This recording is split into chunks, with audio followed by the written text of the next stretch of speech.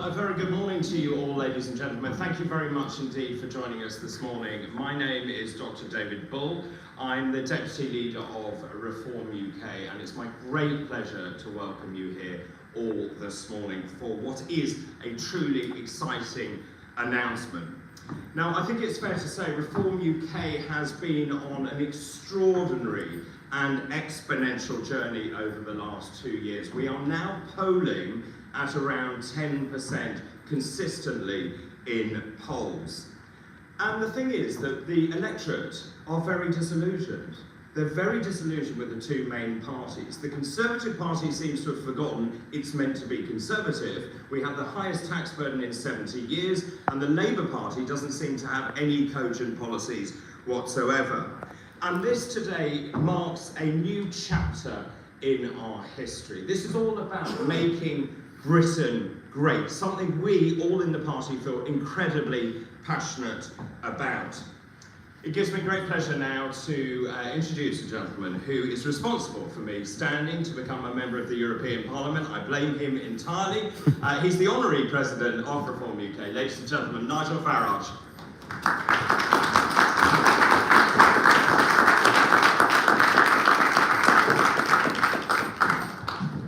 Good morning. So for the avoidance of any doubt, Reform UK is the direct descendant of the Brexit Party. People seem to think that it's a separate entity. It isn't.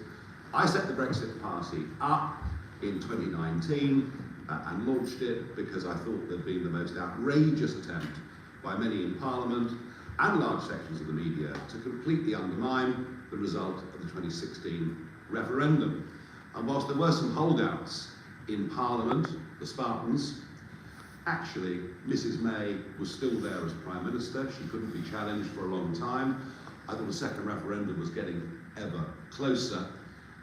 Boris Johnson, Jacob Rees-Mogg, people that we thought were true Brexiteers, in the end had supported her deal, which we thought was most terrible sellout. So I launched the party. It was hugely successful. Within 6 weeks, we got rid of Theresa May as Prime Minister, which I'm especially proud of, and opened the door, inevitably, for Boris Johnson to become Prime Minister.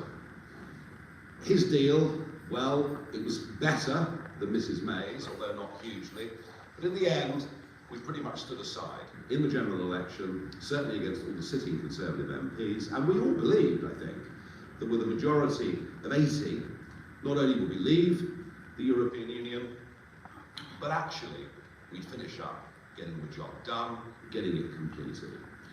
The slogan under which we ran for the Brexit Party was changing politics for good. Brexit wasn't just about leaving the European Union, it was about a new, different kind of politics in this country, inside reformed institutions. Well, 3.5 years on, we find that Brexit has not been completed. Part of the United Kingdom has been hived off and is still being controlled by the European Commission. Vast swathes of industry that were looking forward to benefits, the fishing industry being one, have seen virtually nothing in their favour. Regulations have not been axed. And on the really big one, on the issue that actually got Brexit over the line in 2016, namely control of our borders, well, not only do we have what's been happening in the English Channel, but legal net migration last year was running at 500,000. So 3.5 years on, Brexit has not been completed. We're still under the jurisdiction of a foreign court in Strasbourg. Our borders are as open as they have literally ever been. We have a high tax, big state, low growth, low productivity society, and our public services are fundamentally broken. So I think choosing the name Reform was a good title, very apt, very appropriate. That's what we need. This party has made strides over the course of the last few months, and I think there is a political gap big enough for it to make very, very many more. My role within this, let's be absolutely clear, for the avoidance of doubt, my role in this is honorary and advisory. For the second time, I've managed to get my life back. I said that in 2016, never really wanting to re-enter the fray, so I'm here to help and advise, but I do want to say that Richard Tice has kept this ship afloat pretty much on his own over the course of the last couple of years. It's been no easy thing to do, and today he's got some pretty significant reinforcements coming in to help him to spread the message, to spread the burden. As I say, I'm here to help and advise in any way I can, but I really believe we're much at a juncture that we were exactly 10 years ago. Exactly 10 years ago, UKIP was considered to be pretty much a fringe party, one that might save the odd deposit in a by-election, but would never do better than that. And actually, as it became clear to the electorate that the differences between Labour, the Conservatives and the Lib Dems were almost non-existent, it was in 2013 that UKIP began to rise and, like it or not, have a significant effect on the shape of British politics. The job for reform is even bigger than the task that was faced by UKIP. Ours was a simple one, to achieve and help win a referendum. This is about getting our entire country back on track, changing the priorities of our government and opposition. And I'm here to help in absolutely every way, but I will now hand over to the leader of reform, Richard Tice. Richard, thank you.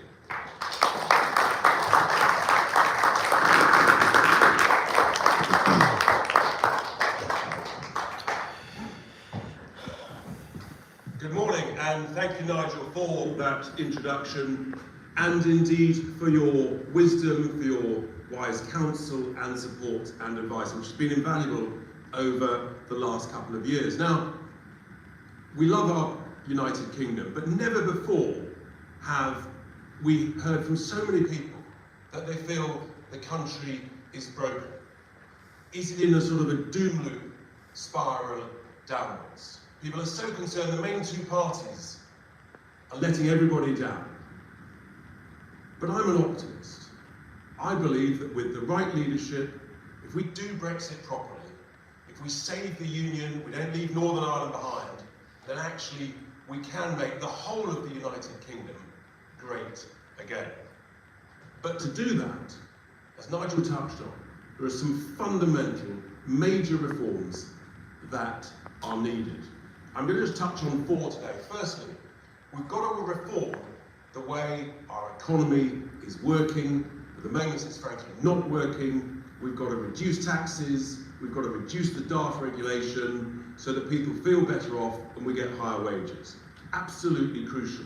Part of the Brexit objective. Secondly, we've got to reform our system of healthcare so that we have that ambitious target of zero waiting lists, better health outcomes.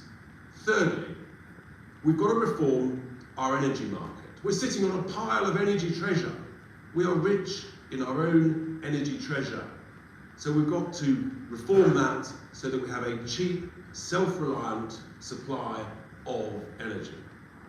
And fourthly, obviously, we've got to reform our immigration policy so that we have a sensible, workable, lawful immigration policy that works for our economy, works for the British people, and works for where we've got genuine shortages of skills.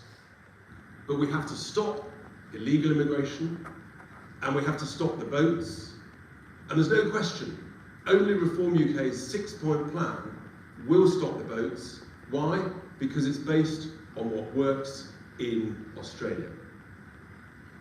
Now we've got the May elections just ahead. We'll be standing some 500 candidates or so in those May elections. They'll be incredibly important.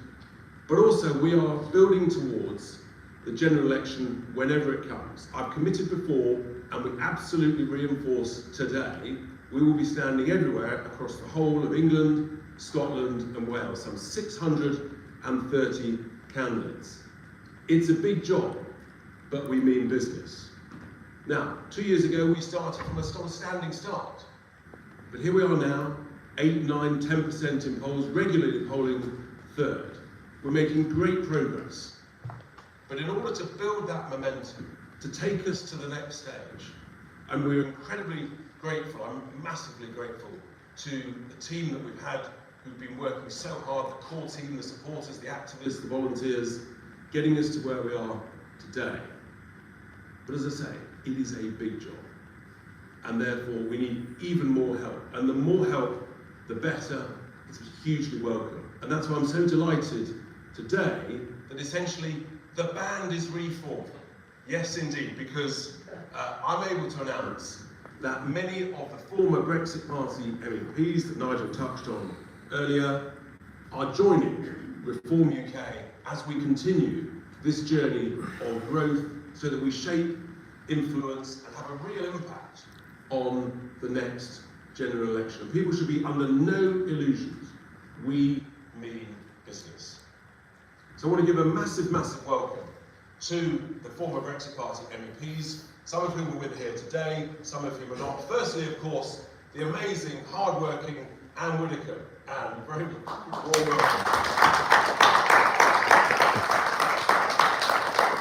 Followed, I call him Brexit Ben, but he's known to most people as Ben Habib. Ben, a very warm welcome to you.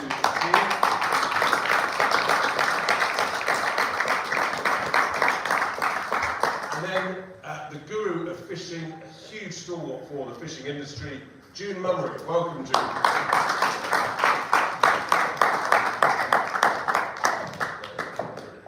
I'm being miscorrected. And then also from the world of business, Jonathan Bullock. A massive welcome to Jonathan.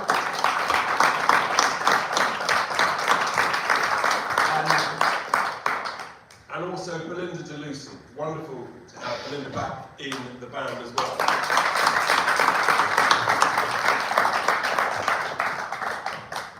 I'm also pleased to say that whilst they can't be here today, two other former MEPs, Rupert Lowe, the businessman and farmer, he's rejoining today, and also Christina Jordan.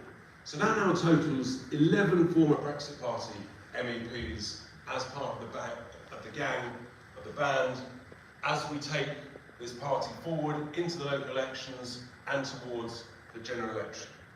With hard work, with effort, we will make a real massive difference. And I want to thank everybody for essentially sort of stepping up, putting the head above the parapet again, and going for it. So what I'm going to do now is I'm going to ask first Ben and then Anne to say a few words, and then I'll take some questions from anybody afterwards. Great. Ben. Well, thank you, Richard. Thank you, Richard, and thank you, Nigel. I'm going to just turn my timer on because I'm on a time of 4 minutes. I can't get the thing to work. Right. Thank you all for coming. Thank you first and foremost to Nigel for yanking me out of a quiet business life, family life, into the public eye, having to fight to get what we would have thought was something that's quite straightforward and simple. At the heart of Brexit, all we're championing is British national interest. You would have thought that is something our political class would just deliver and we could take for granted. But thank you, Nigel, for putting me in this fight. And thank you, Richard, for keeping the flame of reform alive, for allowing us, therefore, the opportunity to come back into the political fray and to get Brexit done properly. Now, Brexit is not some kind of ideological obsession. I'm not called Brexit Ben because I'm some kind of nutter who wants to go around and at any cost get Brexit. The reason I want Brexit, as I've already intimated, is at its heart, it is putting British national interest first. And it's not as if the Conservatives don't understand what Brexit is. If you look at page 5 of the Conservative Party manifesto, it states quite clearly, Brexit is taking back control of our laws, our borders, our cash, and our fish. It is the country leaving the EU as one united kingdom. And when we got that manifesto pledge from Boris Johnson and he got his 80-seat majority, I thought that was my job done. I didn't entirely trust him, and I said at the time that I would monitor what's going on from the sidelines. And that we did. But the biggest breach of the promises he made in this manifesto was leaving Northern Ireland behind in the European Union. We have a part of the United Kingdom that is subject entirely to foreign laws made by a foreign legislature and enforced by a foreign court. That, ladies and gentlemen, is a fundamental undermining of the fabric of the United Kingdom and an abuse of our sovereignty. No one who counts themselves as a British citizen could allow that to subsist. I brought a court case against the government, and the Supreme Court adjudicated that the foundations of the United Kingdom, the very acts of union that created this country, have been subjugated as a result of that protocol. And the Windsor framework that Rishi Sunak has championed as his great solution is no solution at all. Actually, it reasserts the protocol. It puts in stone the EU laws, which actually have only been applied in a light touch way so far. There will be no getting Northern Ireland back into the United Kingdom under the Windsor framework. And as Richard mentioned, in addition to that, this government has taxed, borrowed and spent our money to the point of economic destruction. It is neither conservative nor is it unionist. The public sector is broken, the labour force is broken, inflation is at a 40-year high, taxes at a 70-year high, government debt at a 70-year high. This is no way for the United Kingdom to be governed. So very reluctantly, I've come back into party politics. And I've done it, and I'm going to throw my full weight behind Richard Tice and David Bull. And I want to thank David as well. You know, a lot of good people go unmentioned. David, you've been fantastic in this fight. And I'm going to throw my full weight behind these two gentlemen and make sure that no stone is left unturned to hold the Tory government to account and eject it from office in 2024, whenever the next general election comes, to get them out. We need a sea change in the way this country is governed. Thank you, ladies and gentlemen.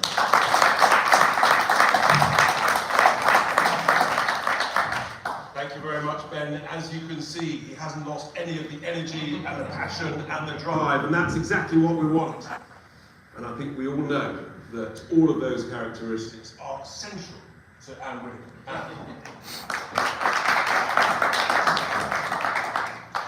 Thank you, Richard. Now, when the Brexit Party dissolved and morphed into Reform, I did not join Reform. There were various reasons why I didn't, but now the reason that I'm joining Reform, along with another 10 of the former Brexit Party MEPs, is because it is very clear that it is the only way to save the Union. And I do not believe that that is an exaggeration. We have left Northern Ireland in the single market, while the rest of the UK has withdrawn. And yet, as Ben said, it was made extremely clear in the Conservative Party manifesto that when we left the EU, we would leave as one united kingdom. We didn't say we were going to leave part of the United Kingdom behind in the EU, that part of the United Kingdom would be governed partly by the EU, that large tranches of its legislation would be set by the EU, that the EU would judge and still have jurisdiction over Northern Ireland. We never said any of that. And yet that is exactly what has happened. And what really, for me, was the final straw, was the way that Rishi Sunak came back, waving, you know, almost peace in our time, and announced that the Stormont break was going to allow Northern Ireland to veto EU law. He said it in terms. That was not true, because the Stormont break is so hedged about, so qualified, so restricted in application that it is virtually impossible for Northern Ireland to veto EU law with which they don't agree. He said we had control of our VAT. That is not true in Northern Ireland. He said we had control of state aid. That is not only true in Northern Ireland either. And there were the Conservative benches behind him cheering and whooping, and this was wonderful. And just hours later, people like Ben had actually started looking at the texts. The DUP lawyers had started looking at the texts, and they realised that all that was, to use a polite word, overspin, in fact, was a load of lies. And that, for me, was the final straw in what has been a very uncertain journey since the Brexit Party morphed into Reform. I was politically homeless for a long time because I thought the Conservative Party might just go back to being Conservative, but it hasn't. And I wonder if it ever will in my lifetime. As Ben said, it isn't Conservative, and it certainly isn't Unionist, and I am moved by a desire to save the Union. Because if you leave part of the United Kingdom under the rule of EU law, then inevitably it will eventually come to the conclusion that it can't serve two masters. And so the future of the Union itself, I think, is imperilled by the Windsor Framework, but that's only the most recent. We had Theresa May's abominable proposals, with which Boris then tinkered. And now Rishi has tinkered with the tinkering.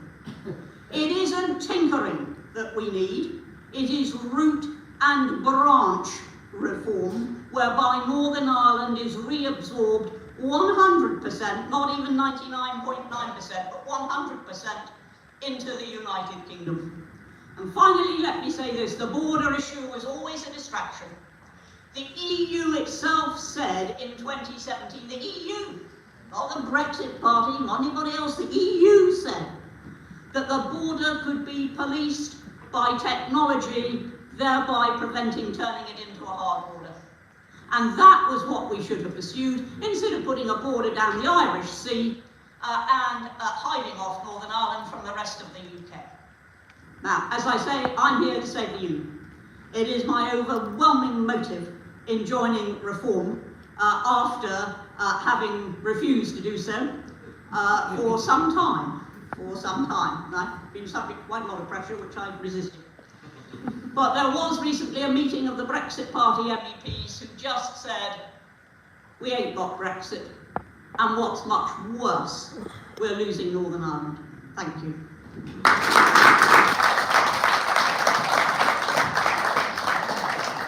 Thank you, Anne. Absolutely fantastic to have tempted you back, because it is so important, and as you can see, Ben and Anne and all of the others are full of verve, passion, drive and absolute commitment.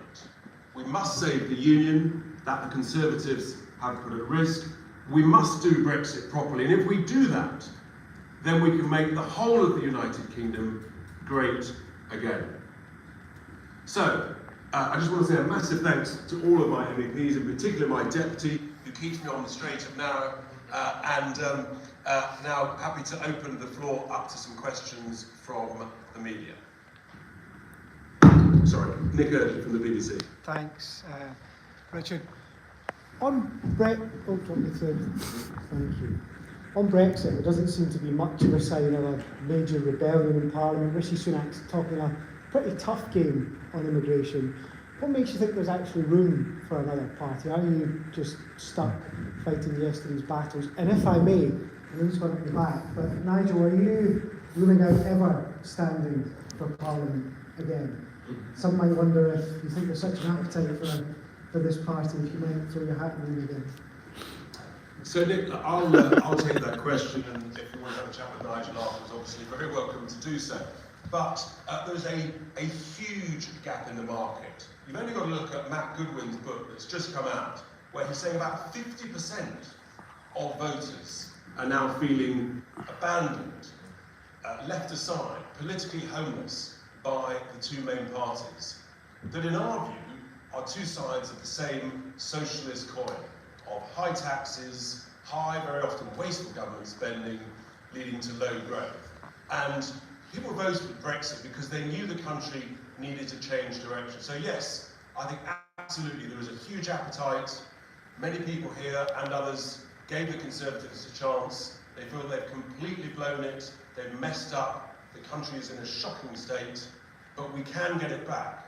But it requires reform, and that's why it's such a big job, and I'm so delighted we've got so many people here willing to put their shoulder, their hard work, their time and effort into the cause. So there's a huge gap, huge opportunity. We've gone from 0 to 9–10%, and we are heading upwards, ever forwards.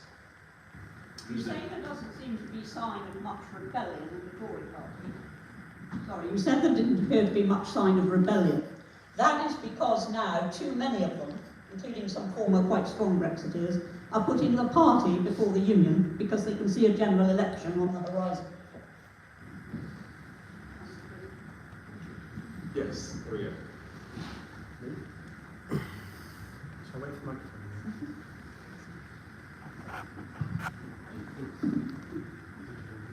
For the Guardian, Peter Walker. Your plan to stand in all 630 seats, you will inevitably end up mainly taking Conservative votes, and it seems that if you do that, that will make a Labour and Lib Dem government more likely. Is that actually your aim, and do you want to, above all else, just make sure that Conservatives lose time? But let's be very clear, there's no difference between the two main parties now. As I said just now, they're two sides of the same socialist coin. It doesn't matter who you vote for. If you vote for those two main parties, you will get high tax, you will get high wasteful spending, you'll get ever worse public services, you'll get higher energy costs, you'll get low growth. That is a doom spiral. We're presenting a clear, credible, bold alternative. And be under no illusion, there are many, many former Labour Party voters who've had enough of them, who voted Brexit, who voted for change, they lent their vote to the Brexit Party, and they are now saying, actually, the Labour Party no longer represents me, and that's what actually Reform UK does. So, look, there is a huge shift going on. No one's saying it's easy, it's not. But one thing's for sure, we're in the room, we're going to be on the ballot paper everywhere, and everybody has that genuine democratic choice. Ben, you want to add anything? Yeah, I do. I'm ready to. Thank you, Richard. At the heart of proper governance is ensuring you don't reward failure with incumbency. And this Conservative Party approach that is, basically said, well, we know we're bad, but the other lot are worse. That line has to stop.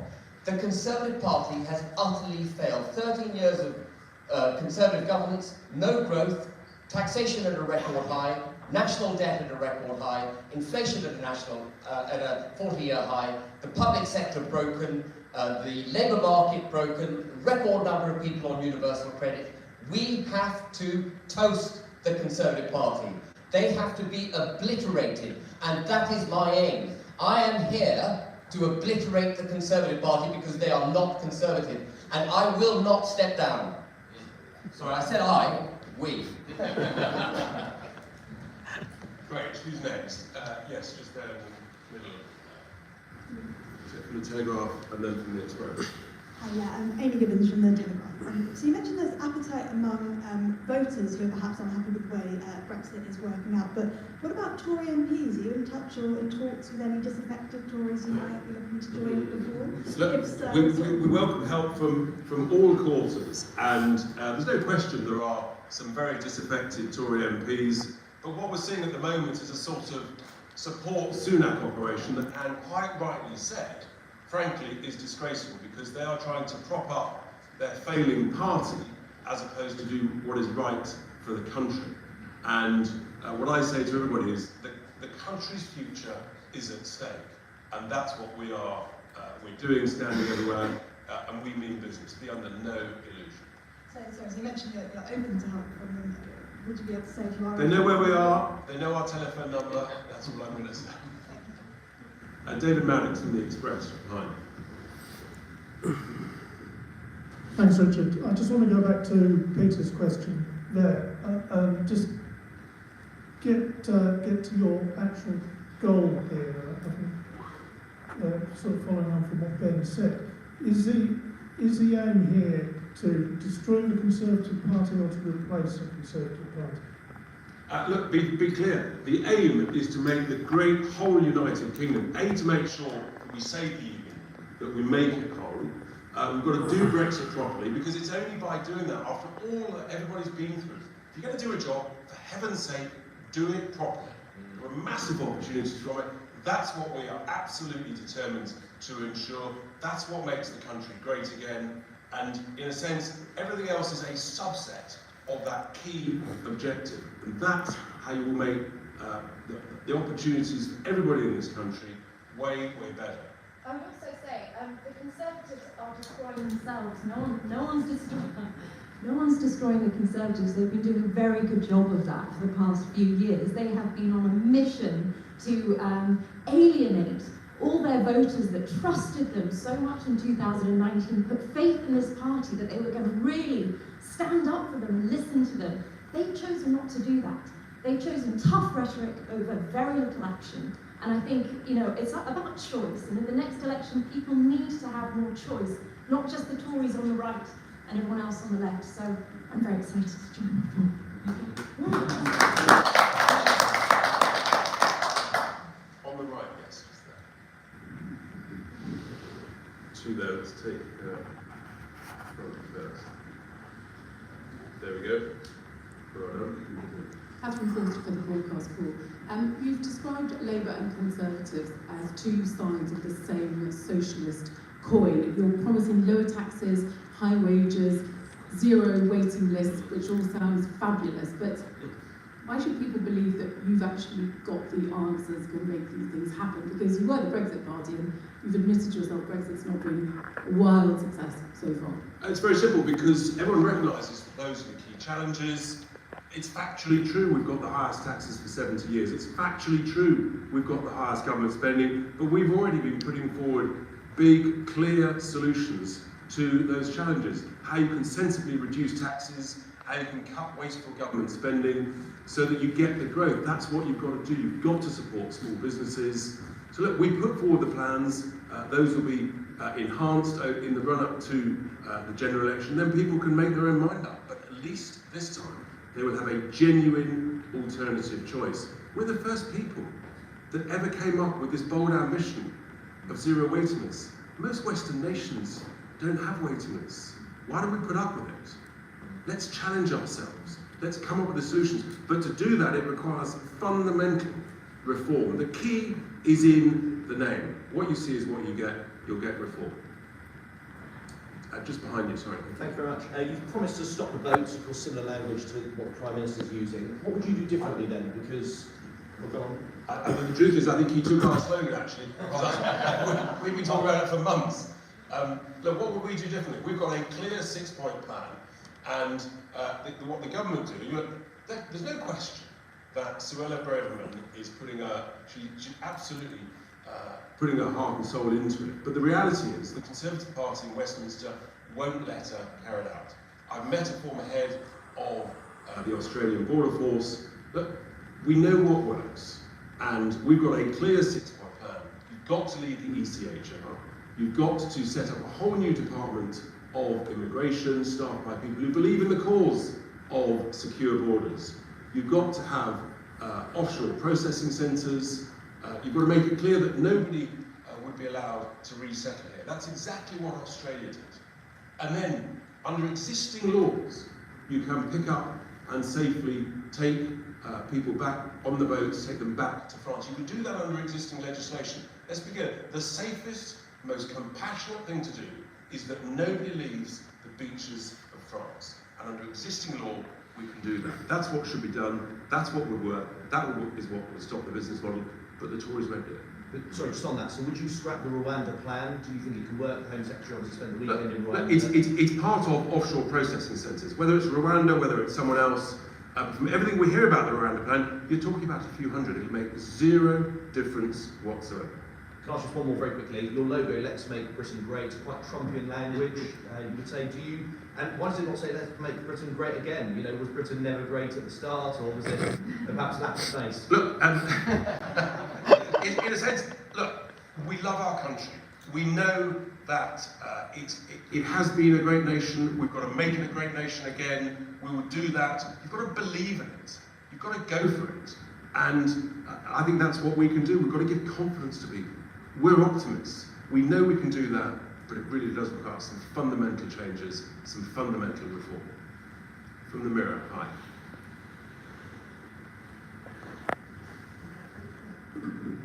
Hi, thank you. Two quick questions. So I just wondered also on bringing down waiting lists, obviously everyone wants waiting lists to come down. How will your party specifically be able to do that? It's a tough job, lots of people have tried. How will you get that down to 0?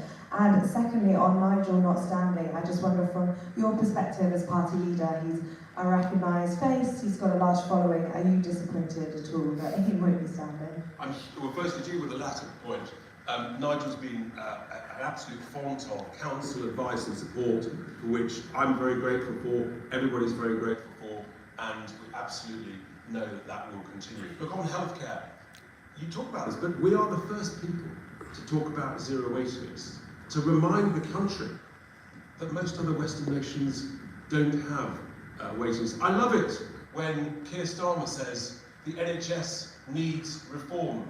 That's absolutely right. The whole country needs reform. It needs reform UK. We put forward a bold healthcare plan in December, how to get more staff into the NHS, how to deal with it, how to pay for it. You've got to use much greater use of the private sector. All of these things we will be increasing in more detail in the run-up to the general election.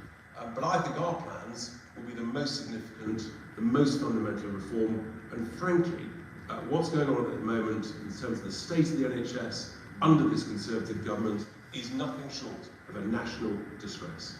Can I just add something to that? We spent 170, so obviously my background, I'm a medic.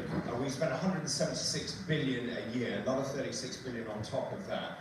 Everyone, all the other parties keep saying, oh, it's the world leading the NHS. Well, quite frankly, it isn't. Our outcomes are terrible. And it is simply unacceptable that people have to wait so long to get treatment. We saw what happened in COVID. People have died as a result of terrible government policies. And so the whole thing, as Richard says, needs radical root and branch reform.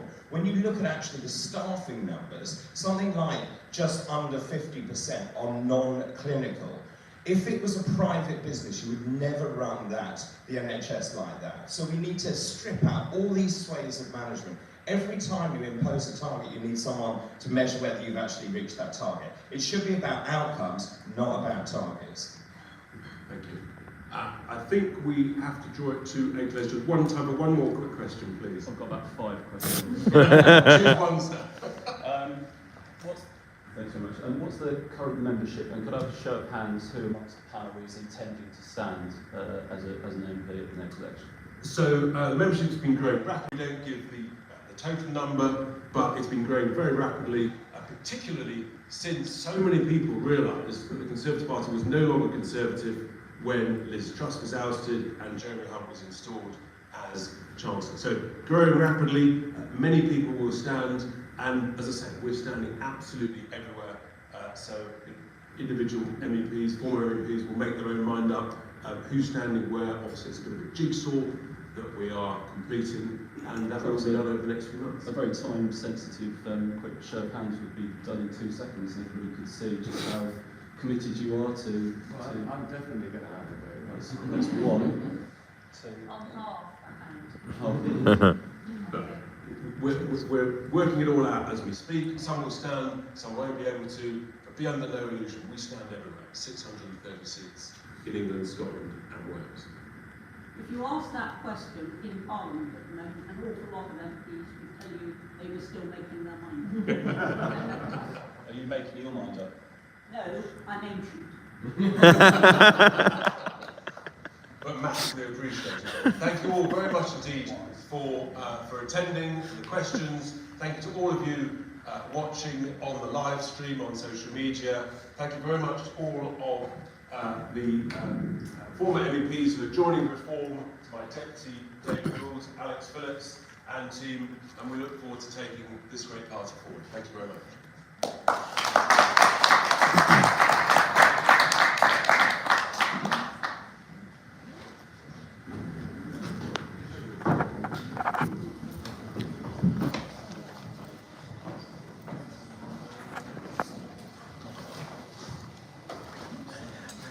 We're just getting out quickly. Okay, so you just you watched the press conference. I'm going to stay here while the mainstream media leave. We're going to ask directly, have a couple of quick interviews with the members of Reform UK to see obviously what they actually think about the future. obviously the mainstream media, they focus on all the obvious questions. Are you just going to destroy the Tory party? Is this the point of Reform UK? The usual nonsense. And we're going to be obviously talking to them about policy ideas and also the priorities for the party and the next election. So let's go back in. Right, I'm just going to see who we have quickly. Gonna grab a... Okay, we got GB News and Talk TV also trying to do some interviews. I'm gonna quickly grab Alex. Hello, Alex. How are you? It's been a while. How's everything with this getting the band back together?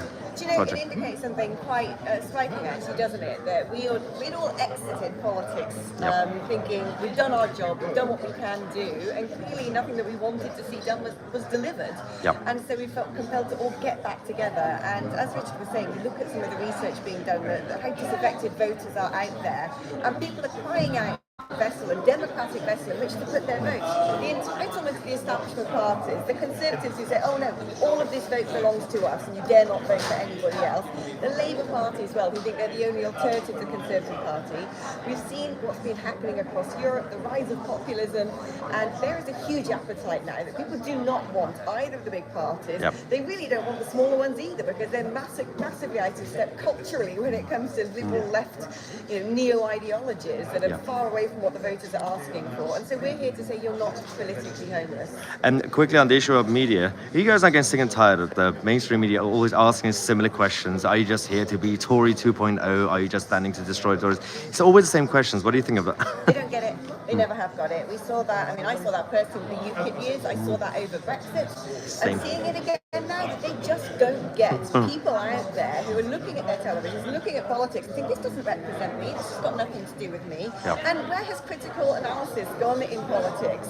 Where, we have a two-party system, but under first past the post, anything's possible. Yep. And when you look at how disillusioned people are, and when you look at the sudden drop in the polls of the Conservative Party, you would think that journalists would be asking themselves the question, okay, where are these people going to go? How are they going to vote? They're not doing that. They're not doing their job.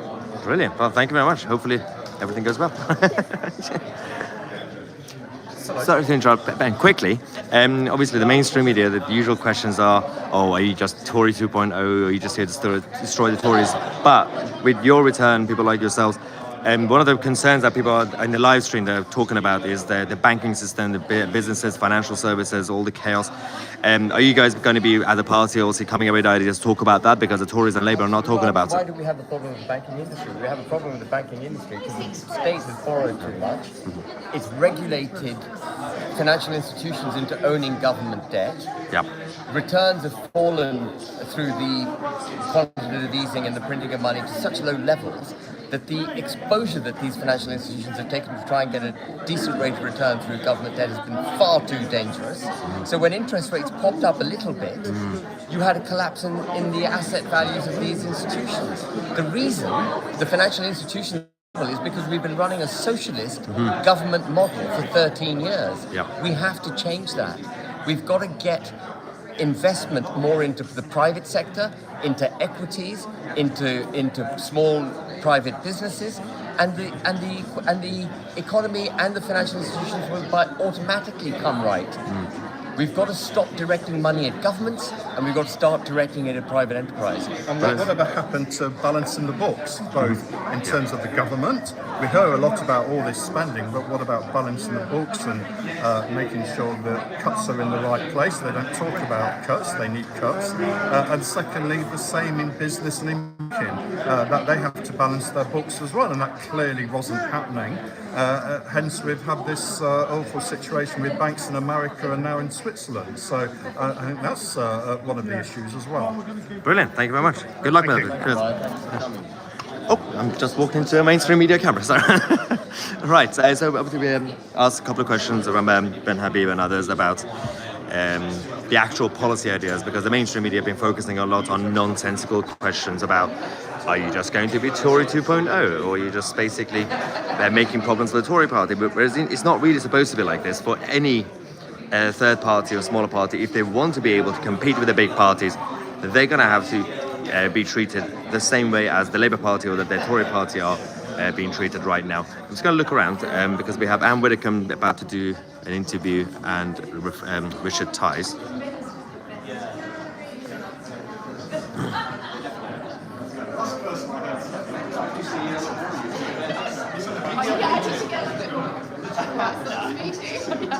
Thank you, nice evening.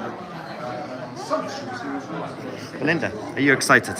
I'm very excited. I'm very excited because something's happening and it's real, and there is a movement going on, and I've always said it's never been governments in power in our history that has changed our lot. It's always been people power, always the little ones on the ground that have changed the direction of this country. So, and I believe in the people, and it's time to take back control of our parliament and our politics. I've been asking your colleagues as well, are you guys not sick and tired of getting the mainstream media asking the same question, that are you just Tory 2.0? Are you here to make problems with the Tory party instead of treating you like an actual political party? What do you think? Well, we're the plebs, aren't we? We're the horrible deplorables, which I'm very, it's a badge of honour to me, to be quite honest. So I'm not surprised. They'll always try to demean and belittle who we are, because we aren't grand, we're not internationalists, we don't want to peacock on the international stage and impress, you know, Biden and the EU. We're for the British people. We want to put them first.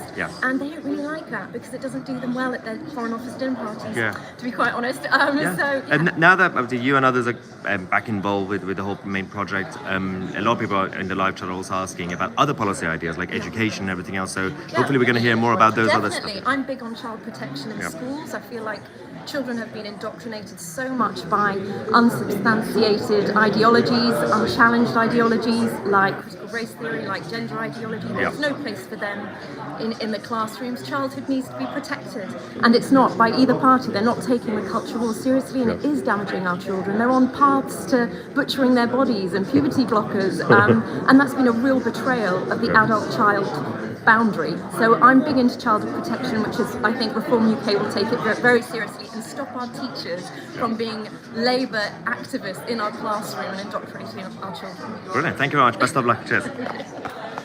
Right, so yeah, we asked about the education policies and what's going on with the banking system. Of course, that's one of the biggest problems right now in the country, whereas again, the likes of the BBC or Sky and others haven't really focused on any of that. The Tory party and the Labour party haven't really been talking about new ideas when it comes to whether it's education or, again, the financial crisis that is been going to hit us any moment, really. Well, it's already there.